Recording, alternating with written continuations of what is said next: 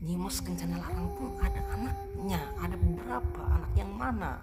Apakah dari Nyimas dalam Pakungwati atau dari Arya Mengger, itu anaknya dari anak Pangeran Cakrabuana juga, atau dari Pangeran Pajarakan itu anak Pangeran Cakrabuana juga, dari istri yang bernama Nyimas Kencana Larang.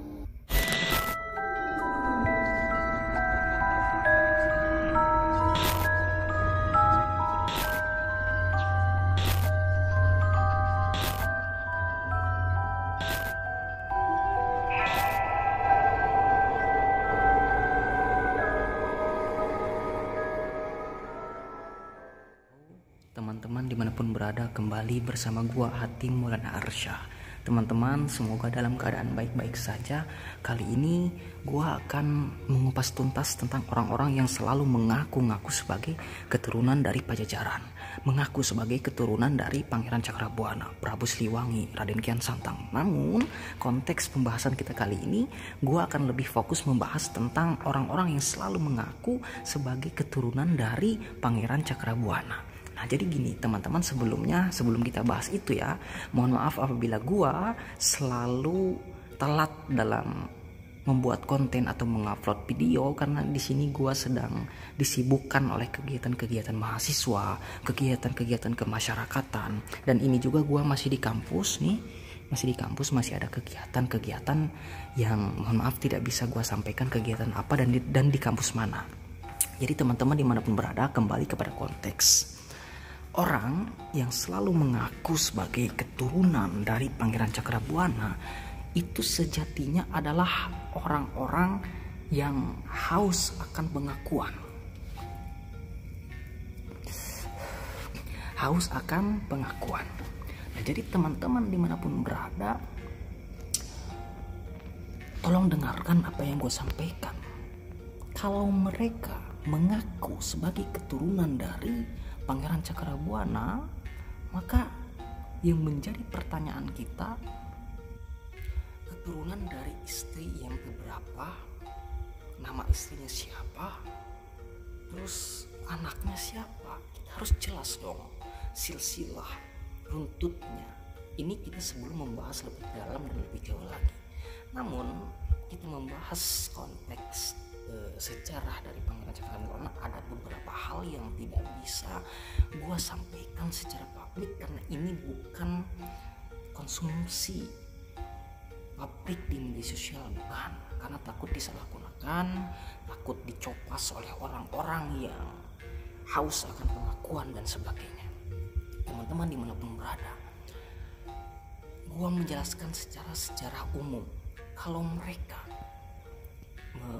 benar sebagai keturunan Pangeran Cakrabuana, maka keturunan dari istri yang mana? Ada istri-istrinya beliau itu banyak. Ada Nyimas Inanggelis. Nah, apakah dari beliau? Apakah punya keturunan dari Nyimas Inanggelis atau tidak? Kalau punya keturunan, siapa anaknya?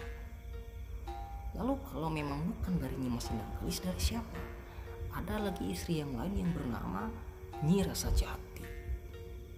Misalnya orang mengaku, oke, gua sebagai keturunan Pangeran Cakrabuana dari Nyi Rasajati. Nah, Nyi Rasajati ini banyak anak-anaknya gitu loh.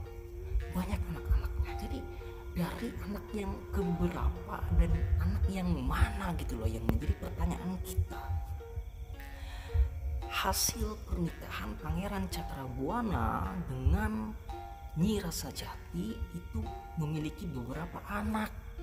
Ada anaknya Rara Konda, Rara Jatimerta, Rara Jemaras, ada juga Nyi Mertasinga, Nyi Japamentar, Nyi Jamarta, ada juga anaknya Nyi Rasamala, itu anak terakhir atau bungsu dari istri yang bernama Nyi Rasajati.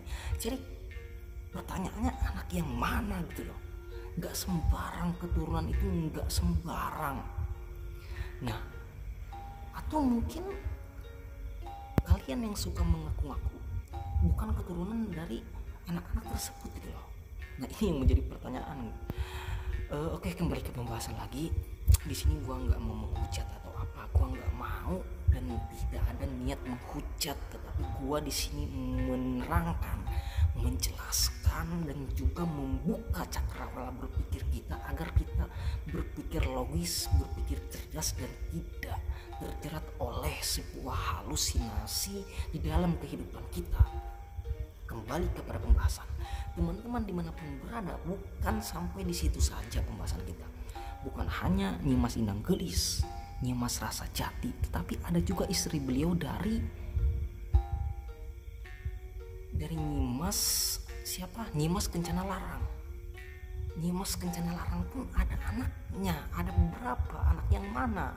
Apakah dari Nyimas Dalam Pakungwati atau dari Arya Mengger, itu anaknya dari anak Pangeran Cakrabuana juga, atau dari Pangeran Pacarakan, itu anak Pangeran Cakrabuana juga, dari istri yang bernama Nyimas Kencana Larang.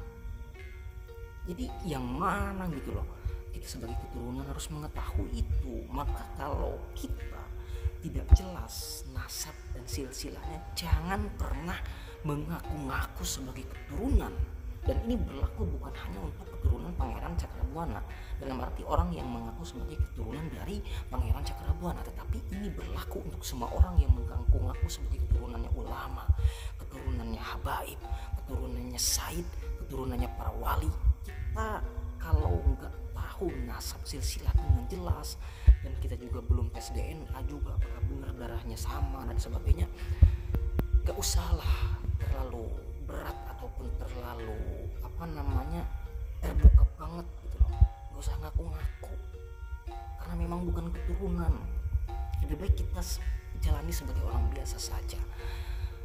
Dan yang menjadi yang membuat kita geli ya teman-teman dimanapun berada, konteks orang-orang ya, konteks mereka yang suka ngaku-ngaku itu, perilakunya itu tidak mencerminkan leluhurnya, tidak mencerminkan abah-abahnya, tidak mencerminkan kakek buyutnya gitu loh. Seharusnya seorang keturunan itu akan terjaga, dan poin penting bagi kita, keturunan yang asli dia tidak pernah mengaku sebagai keturunannya siapapun. Itu poin penting, itu yang paling penting. Jadi konteksnya gini aja, kalau ada yang mengaku keturunan Pangeran Cakrabuana, Prabu Siliwangi dan sebagainya, ngaku-ngaku gitu loh dengan bangganya, itu sudah fix 100% dia bukan keturunannya.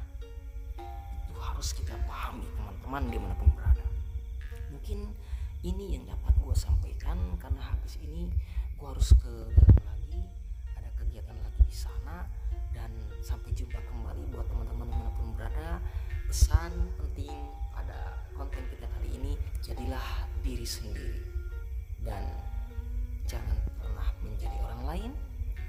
Jangan pernah berharap menjadi bintang yang tidak bisa kita gapai, jangan pernah. Tetapi raihlah apapun yang bisa kita raih. Jadilah apapun yang seharusnya kita menjadi sesuatu di situ gitu loh. Jadi ada wadahnya. Misalnya kita orangnya lingkungannya tentang mahasiswa, ya kita jalani sebagai mahasiswa. Misalnya kita lingkungannya pesantren, ya kalau kita mau melanjutkan cita-cita sebagai ustadz nantinya. Jadi jangan pernah lah kalau kita orang biasa terus sholat kita pun jarang, nggak pernah, terus hobinya berbuat dosa, nafsu kita masih tidak terjaga, terus kita mengaku sebagai keturunan wali. Nah ini kegilaan kita sebagai warga Indonesia yang haus akan pengakuan ini. Ini sangat sangat keliru banget gitu loh. Oke, itu saja yang dapat gue sampaikan. Gue harus ke dalam, teman-teman sudah nunggu. Terima kasih banyak telah menonton di channel Hatim Maulana Arsya. Sekian, salam satu anugerah.